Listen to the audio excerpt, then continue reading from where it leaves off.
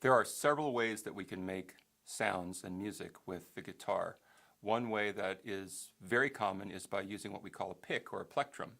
And I'd like to talk a little bit about using the plectrum. We will talk a little bit more about using fingers as well, which is a very, very common way of playing as well.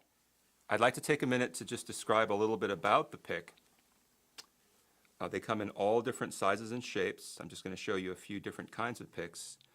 This one's a very large plastic triangle, different materials, different thicknesses. This is a big triangle with some holes designed to better grip the pick with. This pick is a thin white plastic pick, and it has a little sticky section in the center there so you can hang on to it a little better. This is a very old pick. It's huge, and it has one very sharp point and then a round point on the other end. We, of course, have very colorful picks as well. There are different colors, different shapes, different materials. This one has 3 rounded edges, which you can also use. Different designs, etc. But they essentially do the same thing, which is they grab the string and allow you to play notes very clearly. And now I'm going to demonstrate how to hold on to these picks.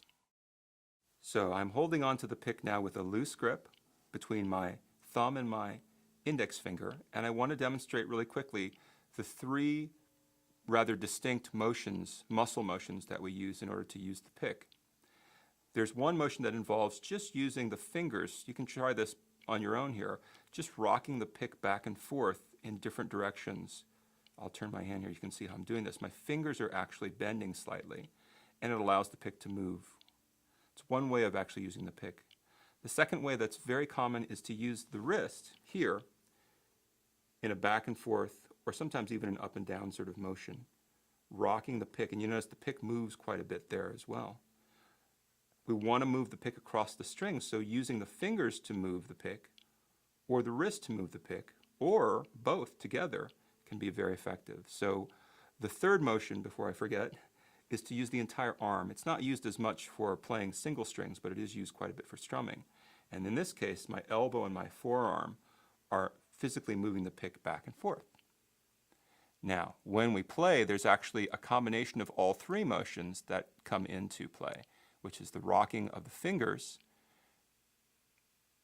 the rocking of the wrist, and also the rocking of the arm.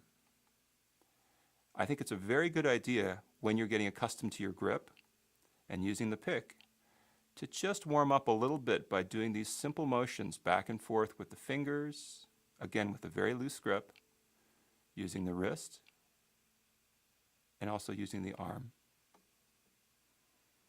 Always, always stay loose as you're warming up. It's a very good idea.